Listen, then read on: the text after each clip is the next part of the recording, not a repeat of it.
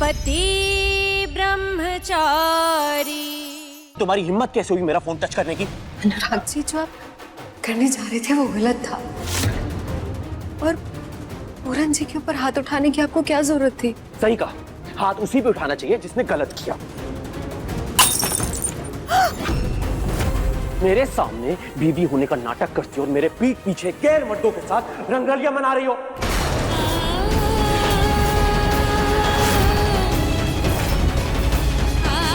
अनुराग जी, मैं गैर मर्द के साथ? इस भोली शक्ल के पीछे कितनी शातिर औरत छुपी है ना, ये नहीं पता था मुझे। अनुराग जी, आपको समझ में आ रहा क्या बोल? सच बोल रहा हूं मैं, वो सच जो तुम मुझसे आज तक छिपाती आई हो। मैं जानता हूं कि ये मेरा बच्चा नहीं है, उसी का है, क्योंकि मैं तो बाप बन नहीं सकता ना। बस कीजिए, बस कीजिए अनुराग जी, बस कीजिए। आपको शर्म आनी चाहिए। अपनी बीवी के ऊपर इतना घटिया इल्जाम लगा रहे हैं आप। इस बच्चे के बारे में जानना चाहते हैं ना आप? ये हमारा बच्चा है अनुराग जी। मैं मां बनना चाहती थी। मुझे हमारा बच्चा चाहिए था, इसलिए मैंने IVF का सहारा लिया, ताकि हमें अपना बच्चा मिल सके। आपको अगर भरोसा नहीं हो रहा ना, आप 1 मिनट रुकिए। ये देखिए, ये हॉस्पिटल के बिल्स हैं, ये रिपोर्ट्स देखिए।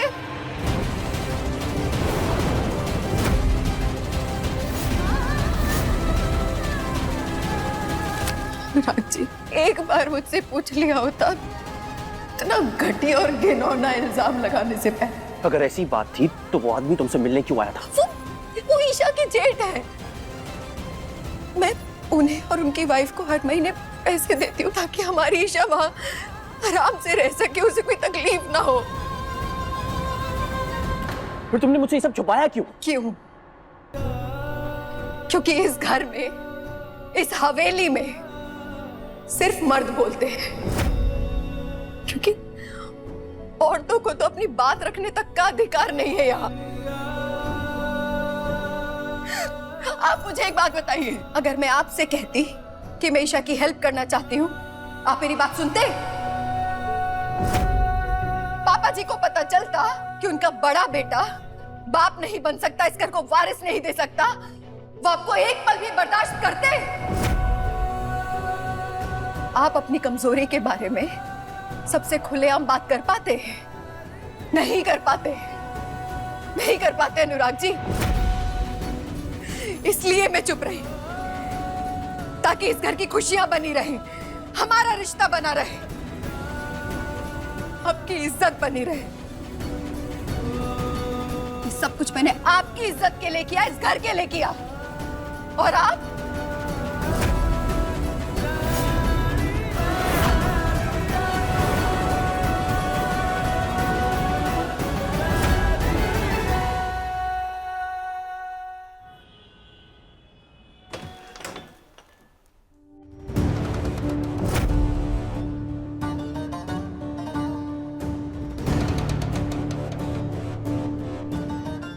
क्या बात है सरजू? आज तेरे तेवर बड़े बदले बदले से हैं। हाँ बाबूजी, मेरे पूरन भाई पे हाथ उठाया गया, वो भी बिना उनकी गलती के। साफ साफ बता, बात क्या है? किसने हाथ उठाया तेरे भाई पे? अनुराग भैया ने। उन्होंने ही पीटा है मेरे पूरन भाई को।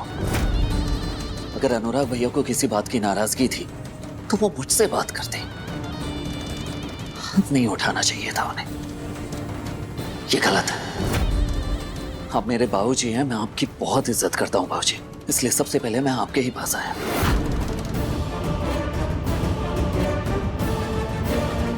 अनुराग, अनुराग यहाँ आओ।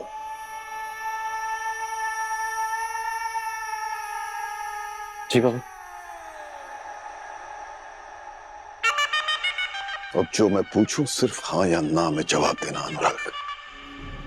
क्या तूने सरजू के भाई पे हाथ उठाया? वो ईशा के जेठ है। मैं उन्हें और उनकी वाइफ को हर महीने पैसे देती हूँ ताकि हमारी ईशा वहां आराम से रह सके, उसे कोई तकलीफ ना हो। पापा वो एक छोटी सी गलतफहमी हो गई थी, उसके बाद मैं अपने गुस्से पे कंट्रोल नहीं कर पाया। कैसी गलतफहमी?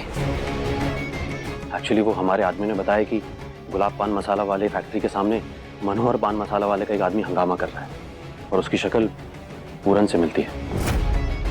मुझे लगा कि पूरन ही वो बदमाश है। उसके बाद जो हुआ मुझे उसका अफसोस है। I am sorry.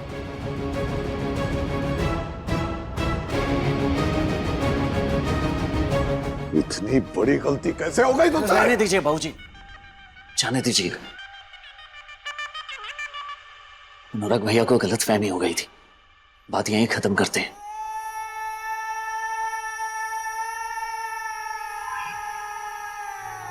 एक बात याद रख अनुराग, आज के बाद सरजू के परिवार को खरोच भी आई ना तो सरजू शायद तुझे माफ कर दे, लेकिन मैं माफ नहीं करूंगा, समझा तू? ठीक है बाबूजी, मैं चलता हूं। ठीक है अनुराग भाई।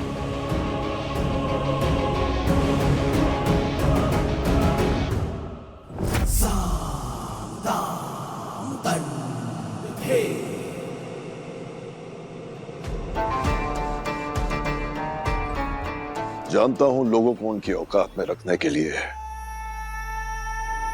उन्हें डराना धमकाना जरूरी है, लेकिन सरजू और इसके परिवार पर हाथ डालते वक्त जरा सावधानी से। सरजू ताश के पत्ते का वो जोकर है जिसे हम जब चाहे जैसे चाहे इस्तेमाल कर सकते हैं। इसे अपना बना के रखो कि वो मोहरा है जो बाजी जिता भी सकता है और बाजी हरा भी सकता है।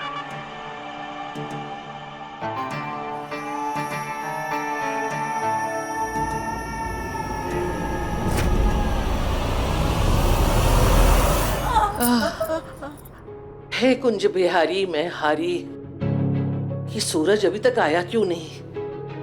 क्या हो रहा होगा वहां पे?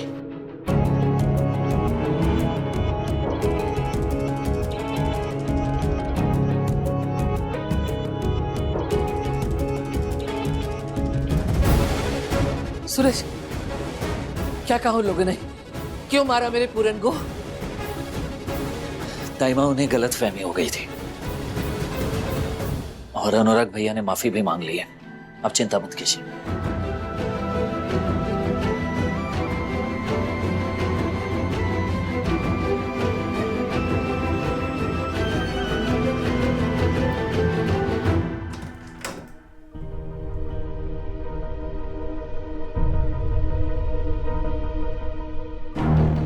कपड़े चेंज कर लेती हूँ।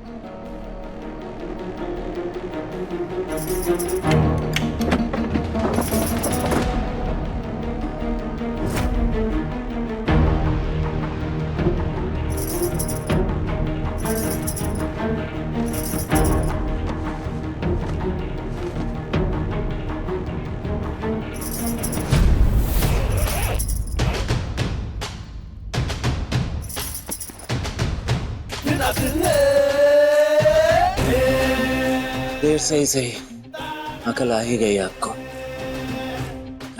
नहीं, मतलब मेरा मतलब है कि आपने बिल्कुल सही फैसला लिया है। जो कुछ भी हुआ घर में उसके बाद आपका चले जाना ही सही।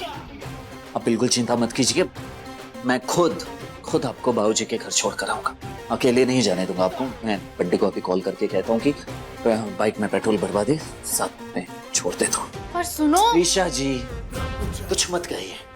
समझता हूँ, जानता हूँ मैं आपको। इतने दिनों में आपने कितना कुछ झेला है यहाँ पे। बिल्कुल टेंशन मत लीजिए, बस कुछ दिनों की बात है, उसके बाद सारी बातें आपके दिलो दिमाग से निकल जाएगी।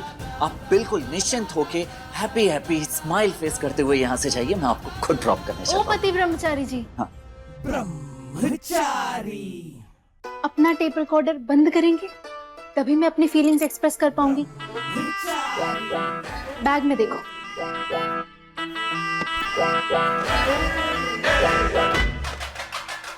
ठीक है, बैग में तो मेरे कपड़े हैं।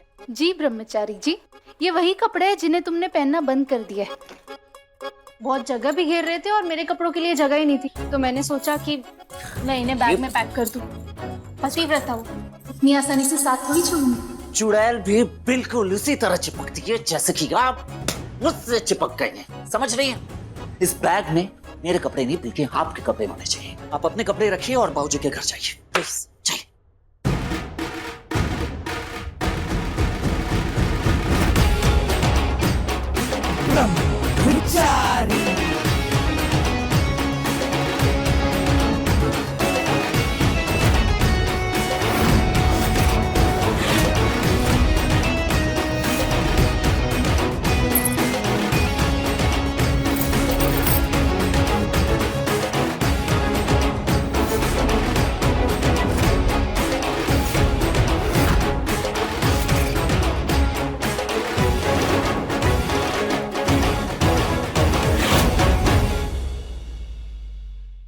पति ब्रह्मचारी के लेटेस्ट एपिसोड्स कभी भी कहीं भी अभी सब्सक्राइब करें दंगल प्ले ऐप।